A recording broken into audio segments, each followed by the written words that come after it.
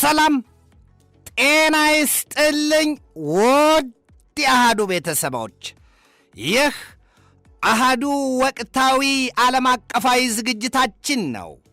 በዛሬው ዝግጅታችን በመካከለኛው ምስራቅና በባህረ ሰላጤው ቀጠና የአሜሪካ የኢራንና የእስራኤል ጦርነት ወደ ከፋና የባሰ አዝማሚያ ማምራቱን፣ በሩሲያና በዩክሬን እንዲሁም በሩሲያና በእንግሊዝ በሩሲያና በአውሮፓኑ መካከል ያለውን የበረታው ውዝግብና የግዙፍ ጦርነት ዝግጅት፣ በቻይናና በሩሲያ መካከል የተደረገውን የጦር ልምምድ እንዲሁም በቻይናና በሰሜን ኮሪያ ባለስልጣናት መካከል የተካሄደውን ውይይት፣ ወዲህም በአሜሪካ በጃፓንና በደቡብ ኮሪያ ከፍተኛ የመከላከያ ባለስልጣናት መካከል በአሜሪካ ዋሽንግተን ስለተዶለተው የጦርነት ዝግጅት፣ ወዲያም ከመላው ዓለም የተገኙ ወቅታዊ መረጃዎችን ይዤ ቀርቤያለሁ። እስከ ዝግጅቱ ፍጻሜ ድረስም አብራችሁኝ ትዘልቁ ዘንድ የአክብሮት ግብዣዬ የአየር ሞገዱን ሁሉ አሳብሮ ከልባችሁ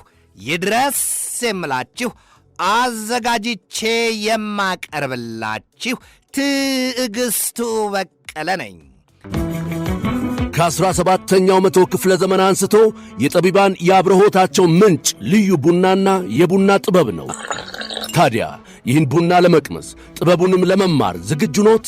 አሃዱ ኮፊ አካዳሚ በአዲስ አበባ ትምህርትና ሥልጠና ቁጥጥር ባለሥልጣን ፈቃድ በማግኘት የረጅም ጊዜ ልምድ ባላቸው ባለሙያዎች በመታገዝ የተለያዩ የቡና አይነቶችን የመቅመስ ኮፊ ካፒንግ፣ የቡና ቆላል፣ ሮስቲንግ፣ ጣዕምን፣ ፍሬዎችን፣ ማዕዛንና አሲድነትን የመለየት ጥበብ በባሬስታና አግሮ ማርኬቲንግ ዘርፎች ሥልጠና ለመስጠት ዝግጅቱን አጠናቋል። የቡና ጥራትን ለመጠበቅ የቡና አፍቃሪዎች የተለያዩ ጣዕሞችን ለማወቅ እንዲሁም አምራቾች ምርቶቻቸውን ለማሻሻል እንዲችሉ የሚረዳውን ይህንን ሥልጠና በአሃዱ ኮፊ አካዳሚ በመሰልጠን ብቁ ባለሙያ ይሁኑ። የሥልጠና ቦታው በቦሌ ጃፓን ኤምባሲ ናይል ሶርስ ሕንፃ 3ኛ ወለል ላይ። ለበለጠ መረጃ በስልክ ቁጥር በ0961 88 82 22 ይደውሉልን። አሃዱ ኮፊ አካዳሚ። ዓለም አልያም ምድር የማትውጠውና የማትተፋው መዓትና መቅሰፍት ወርዶባታል ይሏታል። የሕዝብ ብዛት ማዕበል ሆኖባታል። ያም ሆኖ እንኳን የሰው ልጅ በቅጡ አኗኗሩን አላስተካከለም። ገሚሱ የተፈጥሮ ሀብቶቿን የእጽዋትና የደን ሀብቷን የቻለውን በስለት ያቃተውና ላይኑ ያስፈራውን ደግሞ በሰደድ እሳት ላስ አድርጎ አጥፍቶታል። የውሃ ምንጮች ቢሉ በውስጡ ያሉት ብርቅዬ የዱር እንስሳትና ፍጥረታት በሙሉ አንድም የመድረሻ ያለህ ሲሉ ጥቂት አፍንጫቸውን የሚሸሽጉበት ቦታ ፍለጋ ተሰደዋል። ገሚሶቹም ጠፍተዋል። ለዝርያቸው እንኳ ለዓይን የጠፉት ስፍር ቁጥር የላቸውም።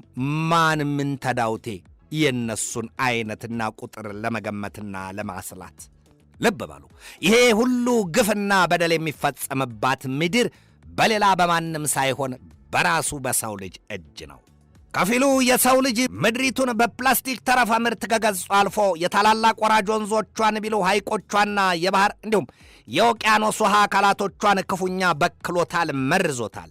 የውሃ አካላት ፍጥረታት ከጥቃቅኑ እስከ ግዙፍ የሚባሉት አሳ ነባሪዎቹ ድረስ ያሉቱ እየጠፉ ነው፣ ዝርያቸው እየታጣ ነው ይባላል። ወዲህም ሰው የባህር ሰርጓጆቹን የጦር መርከቦች እስከ ጥልቁ የውሃው ክፍል እያስገባና መርዘኛም መዘዘኛም የድምፅ ብክለት ያላቸው ረባሽና አሲዳማ የጦር መሳሪያዎቹን እያስገባ ለውሃ አካላቱ ፍጥረታት ትልቅ ጥፋትን ጋርጧል ነው የሚባለው።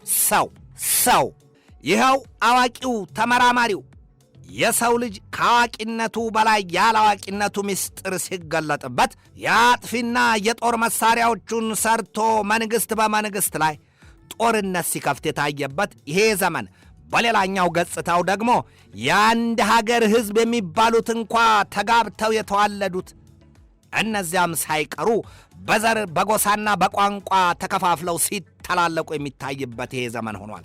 መንግስታት ስለሚናገሩት ዴሞክራሲ ዕውቀቱና ግንዛቤው ያላቸው አይመስሉ። ከቶም ስለ ሰላም አያስቡም።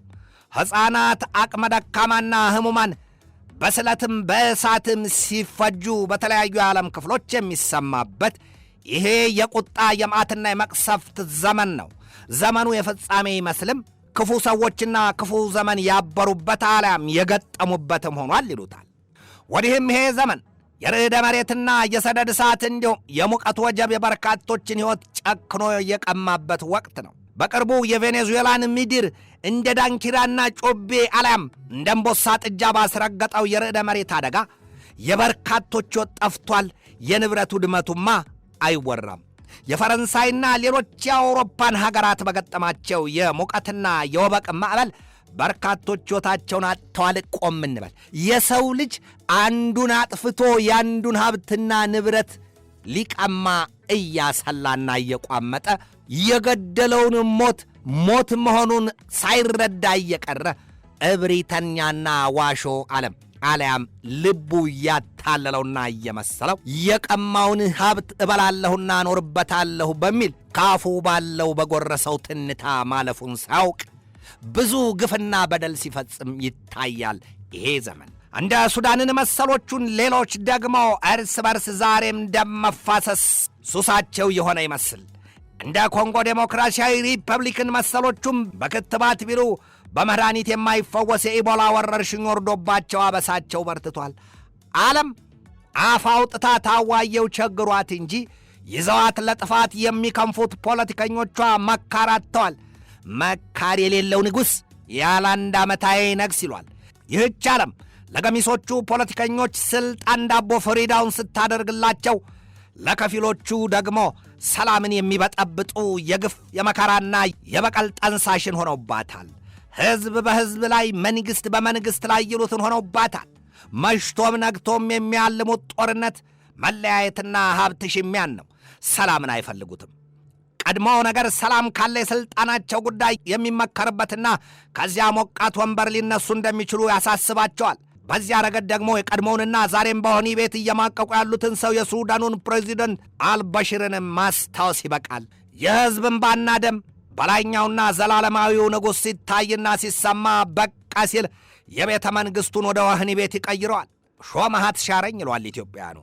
አልያም ነግበኔን ያስቧል። ሲያልፍም እኔን ያየህ ተቀጣን ያስታውሷል።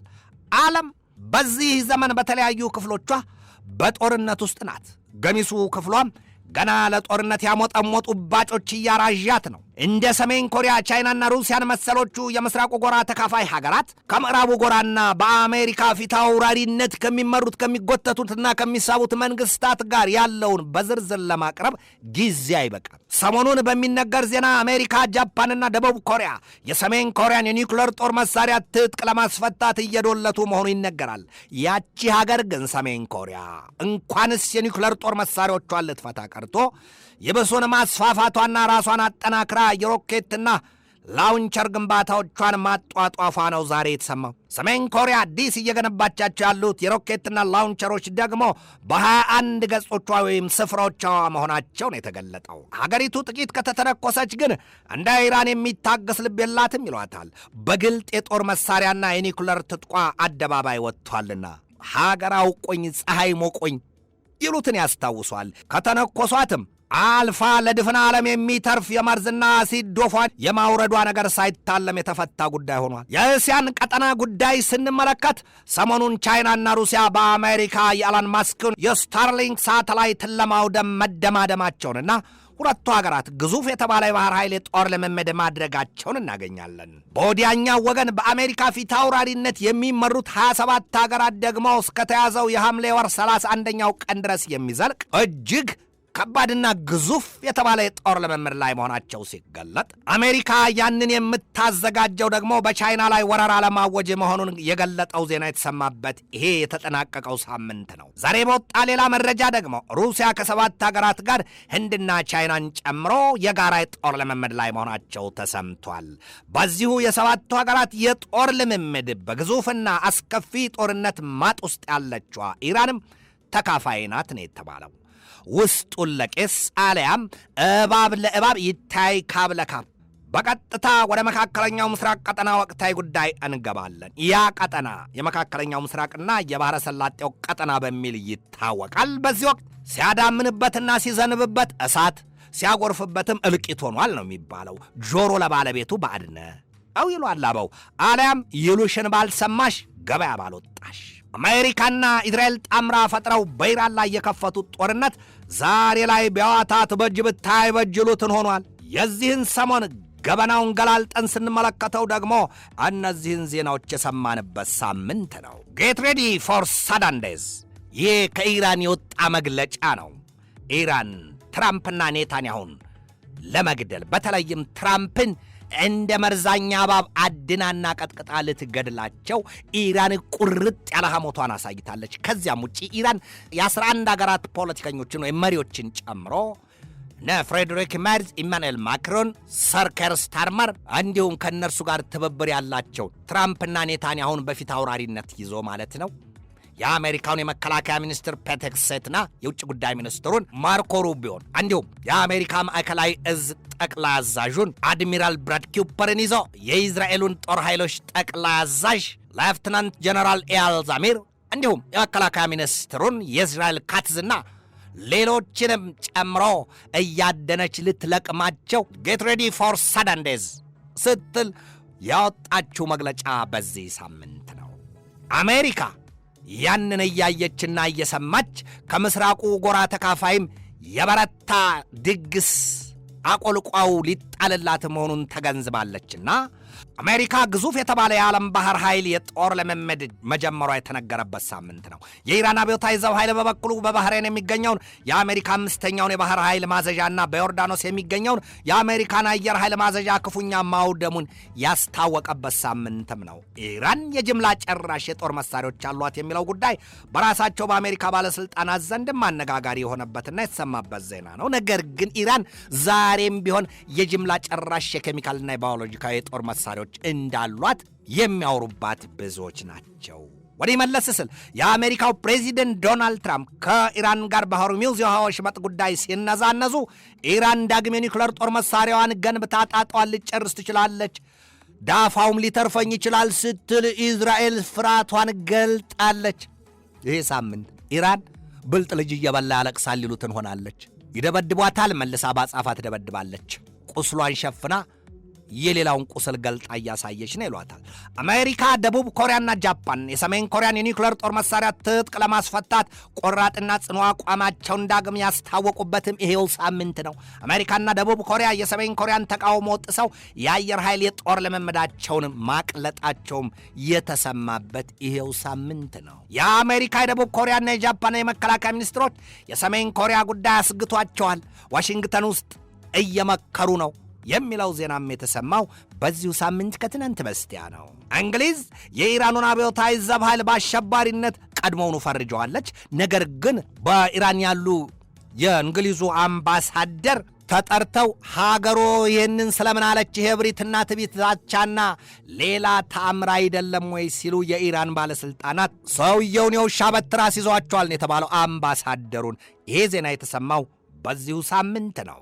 አሜሪካ በኢራን የመሠረተ ልማቶችን ክፉኛ ስታወድም፣ ኢራን ደግሞ በባሕረ ሰላጤው ቀጠና ያሉትን የአሜሪካ አጋር ሀገራት ቁም ስቅላቸውን ያሳየችበት የዚሁ ሳምንት ዜና ነው። አሁንም ቀጥሏል። የአሜሪካ ከባድ ጥቃት ወደ ኢራን ዋና ከተማ ቴህራን እየተቃረበ ባለበት የዚህ ሳምንቱ ሰዓት የህልውና አልያም የሞሽረት ጦርነት ስትል ኢራን ጉዳዩን ገላልጣ አውጃለች። ስለዚህ ምን ሊከሰት ይችላል ሲባል ጉዳዩ ሌላ ይሆናል። ቀይ ካርድ ነው። የሰሜን ኮሪያው መሪ ኪም ጆንጉን ከቻይናው ከፍተኛ የፖለቲካ አማካሪ ጋር የተገናኙበትና የመከሩበት ቀን ሲባል ደግሞ ከትናንት በስቲያ ለትናንት አጥቢያ ነው። እነዚህ ዜናዎች የተሰሙበት ነው። ዛሬስ ምን ወጣ፣ ምን ተሰማ የሚለውን ስንመልስ ደግሞ እንዲህ እናገኛለን። ዛሬ በወጣ የዚያ የአሜሪካና የኢራን ዜና ኢራን በባህሬን የሚገኘውን የሰው አልባ የጦር አውሮፕላን አሊያም ድሮንስ የአርቲፊሻል ኢንቴሊጀንስ ወይም ኤአይ ማዕከል ማውደሟን ስትገልጥ፣ አሜሪካ ደግሞ ለሰባተኛ ተከታታይ ሌሊት የኢራንን የተለያዩ ክፍሎች ክፉኛ መደብደቧን አስታውቃለች። ኢራን ዛሬ ሊነጋጋ ሲያቅላላም በሳውዲ አረቢያ የሚገኘውን የአሜሪካ የጦር ሰፈር በባለስቲክ ሚሳይሏ ገምሳ መገልገሏን የተሰማው። ስለደረሰው ጥፋት ግን ይህንን ዘገባ እስካጠናቀርሁበት ጊዜ ድረስ የወጣ መረጃ አላገኘሁም። ብቻ ግን የአናዶሉ ዘገባ ይህንን ይላል። ኢራን ፋይርስ ባሊስቲክ ሚሳይል አት ዩናይትድ ስቴትስ ኦፍ አሜሪካን ቤዝ ኢን ሳውዲ አረቢያ። ይህንን ያለው ሌላውና አነጋጋሪ የሆነው የትራምፕ ጉዳይ ሆነዋል። ያውም ይህንን ማለታቸው አይ ሃቭ ስታዲድ ሚሊተሪ ስትራቴጂ ያሉት ሰውየው። ትራምፕ ብዙ ነገር ይላሉ። አንዳንድ መረጃዎች የሰውየውን የውሸት ማዕበል ሲሉ የገለጡበት ቁጥር እጅጉን ግዙፍ ነው። በብዙ ሺህ የሚቆጠሩ ውሸት ይሏቸዋል። እኛ እንኳን በዘገባችን የዳሰስናቸው ብዙዎች ናቸው። ከብዙ በጥቂቱ ግን ሁለቱን እንኳን ለመግለጥ ትራምፕ ያኔ አያቶላ አሊ ሰይድ ካሚኔ በተገደሉበት 3ኛ ቀናት ምን አሉ ትራምፕ? የለም ኢራናውያኑ ቀጣዩ አያቶላቸው ወይም መንፈሳዊ መሪያቸው እንዲሆን አበክረው ተማጽነውኛል፣ ለምነውኛል። እኔ ግን አሉ ትራምፕ ትከሻቸውን ከፍ ዝቅ ባደረጉበት ንግግራቸው ተመጻድቀው እኔ ግን አልነካውም፣ አላደርገውም፣ ሥራ ይበዛብኛል ብያቸዋለሁ አሉ። የማይመስል ልብ ያቆስል የማይመስል ነገር ለሚስት አትንገር ይላሉ ኢትዮጵያውያኑ አበው በምሳሌያዊ ንግግር ሽንቁጥ ሲያደርጉ። ከዚያም ውጪ ትራምፕ እኔ የእስራኤል ጠቅላይ ሚኒስትር ብሆን 100% ይመርጡኛል አሉ። እንደውም በቀጣይ እወዳደራለሁ ለጠቅላይ ሚኒስትርነት። አንዳንድ ጊዜ ከአፍ የወጣ አፋፍ ይሉትን ነው። ምን ነውሳ እውነቱን ተናግሮ ከመሸበት ማደር ይላል ያገሬ ሰው። እነዚህን እንጠቅስላቸዋለን።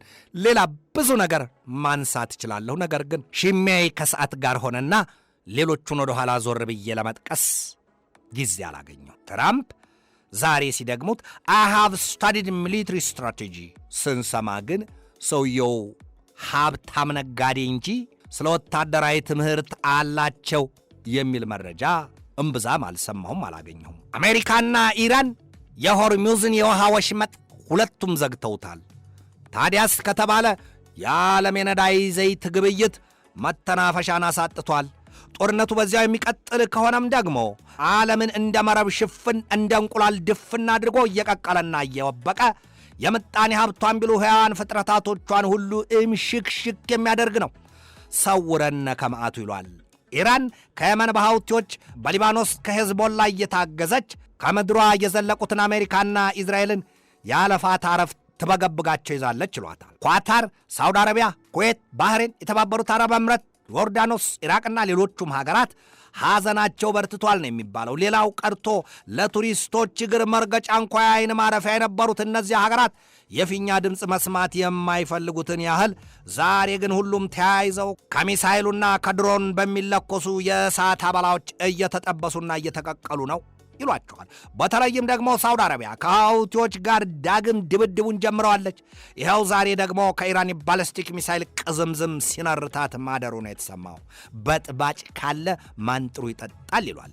የኢራን መሪዎች በቀጠናው ላሉት ታጣቂ ኃይሎች ይህንን ያሏቸው The current period of waiting is nearing an end ነው ያሏቸው። የዚያ አይነት ቃልና መግለጫ አስፈሪ ነው። The war will not be won militarily ኢራን የማትቆረጠም የብረትም የእሳትም አሎሎ ሆናለች ችሏታል። ወዲህም ግን የድርድር ዜና ሲነገርባት ውስጣዊ መፈረካከስና ሽኩቻውም እንደከፋባት ተነግሯል። ይሄ መረጃ ወጥቷል። ግን ደግሞ ፋርሳዊቱ ሀገር የከፋው ቀን ከመጣ ጠላቴን የምግተው ወተት ሳይሆን የመርዝ አሲድና የእሳቱ ውህድ አለ ስትል በል የሚለውን ሰዓት እየጠበቀች ነው ይሏታል። ትራምፕ ከኢራን የበረታ ፍጥጫና ትንቅንቅ ገጥሟቸዋል።